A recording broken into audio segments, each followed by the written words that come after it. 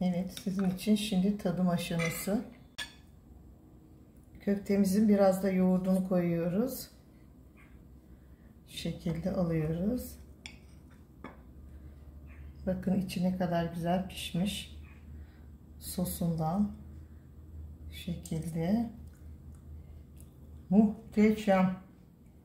Ben artık elime alacağım. Size elimde göstereceğim köftemizin özelliğini. Bakın. Şiş köftenin özelliğini şöyle parçalıyorum. Bakın. İçi ne kadar güzel pişmiş, görüyor musunuz? Bu Tire'nin tarihi şiş köftesi. Biliyorsunuz Tire 5000 yıllık bir şehir. İzmir'den önce kurulmuş. Tarihi ve yemekleri çok güzeldir. Hepinizi Tire'ye gezmenizi, güzel tatlarda tatmanızı istiyorum. Bu şekilde şiş köftem şahane bir lezzet. Biz anneannemden öğrendiğimiz Tire olarak ben size anlatıyorum. Tire şiş köftesini buharda, çok eskiden buharda pişiyormuş. Daha sonra tereyağına atılıyormuş. Şimdi ben ilk orijinal halini size gösteriyorum. Tire şiş köftesini anneannemden, büyüklerimizden bu şekilde öğrendik. Bir kaba su koyuyorsunuz, buharla pişiyor. Ama dilerseniz bunu direkt döküm tavaya, ızgarayı da atabilirsiniz. Fakat ben size orijinalini gösteriyorum. Şu şekilde buharla köftelerimiz pişecek. Merhaba değerli takipçilerim. Selvi'nin mutfağına hoş geldiniz. Bugün sizlere bir Tire'li olarak yıllardır yediğimiz Tire'den, şiş köfteciden aldığım tarifi sizlere uygulayacağım. Şöyle şişlerim var.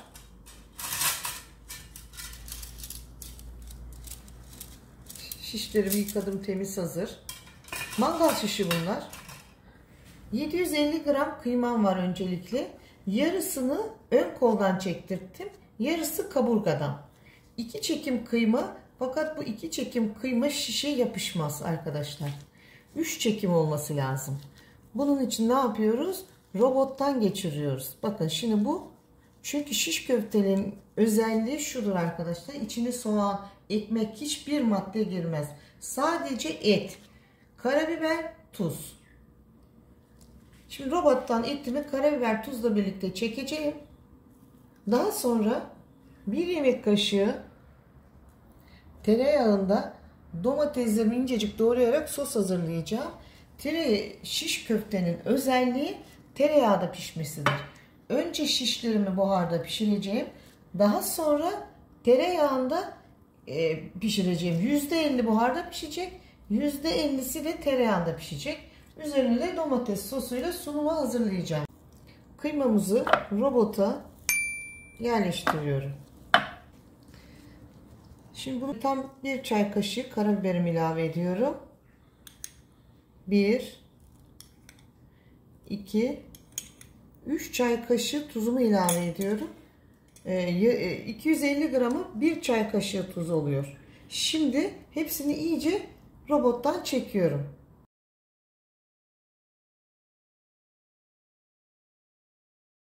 Şöyle biraz kendine getirelim. Bakın artık şekil alıyor kıymamız. Gördünüz mü? Çok güzel oldu robot sayesinde. Şimdi şişlemeye başlayacağız. Şöyle ceviz büyüklüğünde yapıyoruz. Sonra hafif rulo yapıyoruz. Bu şekilde başlıyoruz şişimize yerleştirmeye. Şişimize iyice yapışsın. Şimdi bunun yapışması kolay oluyor çünkü 3 çekim, robot çekimi.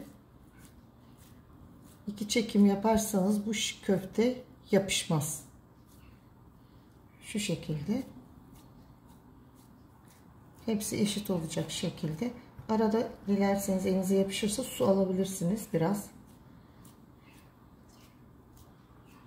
En sonunda da şuralarını kitleme diyoruz. Kitliyoruz. İnce kalmış. Şöyle yaptık. Rulo halinde. Dilerseniz bu şekilde de içinden bu şekilde Böyle batırabilirsiniz ruloyu. Bu da bir şekli. Yapma şekli gösteriyorum, değişik. Hangisi kolayınıza gelirse. Bütün kıymamız bitene kadar bu şekilde çalışıyoruz.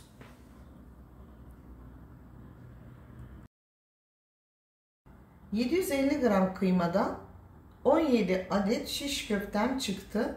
Şimdi 1 saat dolapta dinlenecekler. Daha sonra buharda pişirip tereyağında kızartacağım.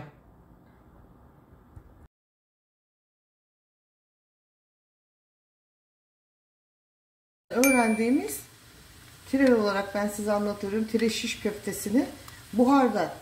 Çok eskiden buharda pişiyormuş. Daha sonra tereyağına atılıyormuş. Şimdi ben ilk orijinal halini size gösteriyorum. Tire şiş köftesini anneannemden, büyüklerimizden bu şekilde öğrendik. Bir kaba su koyuyorsunuz.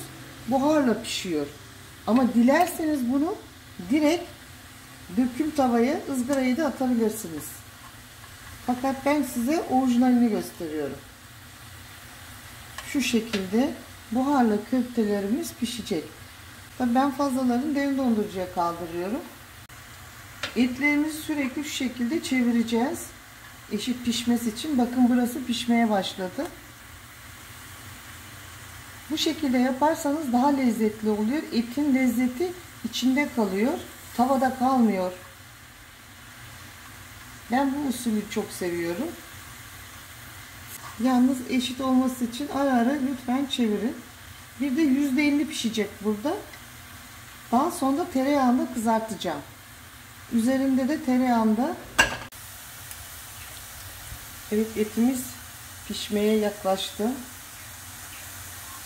Şöyle sürekli etimizi çeviriyoruz.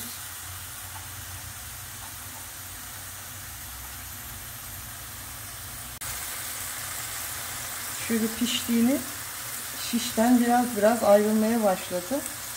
Şöyle göstereyim. Piştiğini anlıyoruz. Bundan sonraki aşaması artık kızarma, tereyağında kızarma aşaması. Şimdi ocağımın altını söndürüyorum. Şöyle yapıyorum.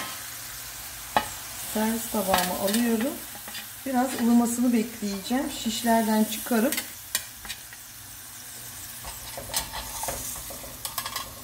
şu şekilde bir 10-15 dakika hemen, yoksa çıkmazlar, çok sıcaklar. Şu şekilde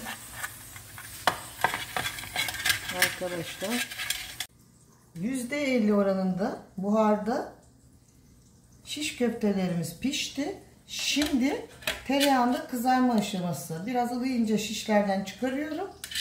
Şu şekilde tereyağında kızaracak.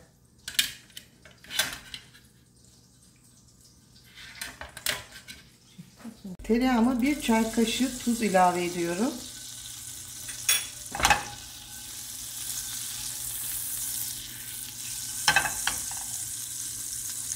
Doğramış olduğum domatesden bir porsiyonluk şimdilik kızartacağım. Bu şekilde kısık ateşte biraz domateslerimin erimesini bekliyorum. Köftelerimi kızartmak için 2 yemek kaşığı sade yağ, Tire'den getirmiş olduğum orijinal, erimesini bekliyorum. Bu arada da domates sosumu karıştırıyorum.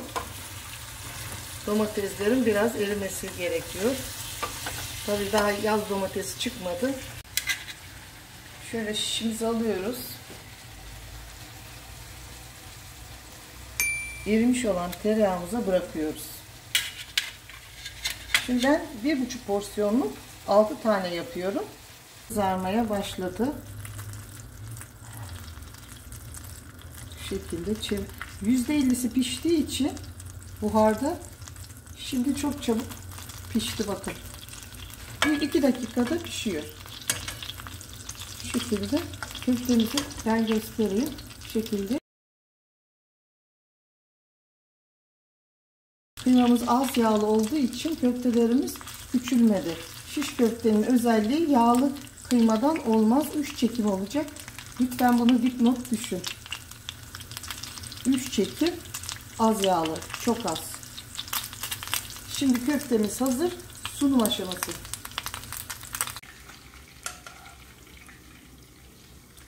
tarihi tire şiş köftemizin sunumunu başladık. 4 tanesi Tire'de restoranlara gittiğinizde bu şekilde bir porsiyon mu diye sorduklarında 4 adet geliyor. Fakat ben bugün size 1,5 porsiyonluk yaptım köftemi. Şimdi domates sosunu ilave edeceğim.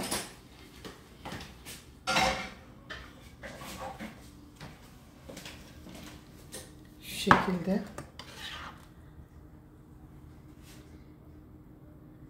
Şöyle ortasına domates sosunu koyuyorum. Yaz domatesinden daha güzel oluyor ama bu şekilde yeterli. Üzerine de olmazsa olmazı maydanozdur. Hepinize afiyet olsun.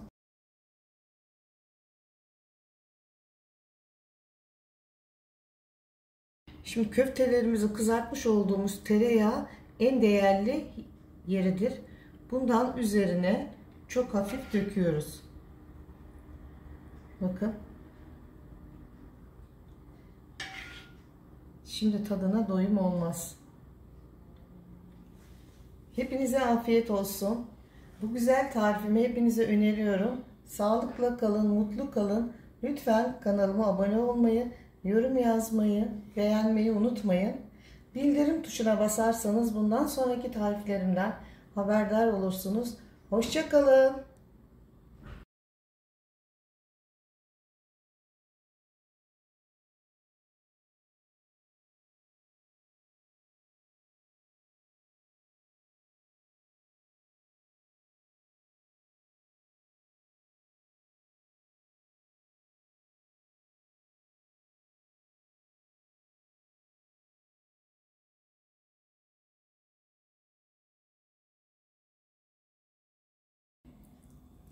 Evet, sizin için şimdi tadım aşaması şu şekilde. Biraz sosundan alıyoruz şu şekilde. Biraz köftemizin biraz da yoğurdunu koyuyoruz. Şu şekilde alıyoruz. Bakın içi ne kadar güzel pişmiş. Sosundan şu şekilde. Muhteşem. Ben artık elime alacağım. Size elimde göstereceğim köftemizin özelliğini. Bakın. Şiş köftenin özelliğini şöyle parçalıyorum. Bakın. İçi ne kadar güzel pişmiş, görüyor musunuz? Bu Tire'nin tarihi şiş köftesi. Biliyorsunuz Tire 5000 yıllık bir şehir. İzmir'den önce kurulmuş. Tarihi ve yemekleri çok güzeldir. Hepinizi Tire'ye gezmenizi, güzel tatlardan tatmanızı istiyorum. Bu şekilde şiş köftem şahane bir lezzet. Hepinize afiyet olsun.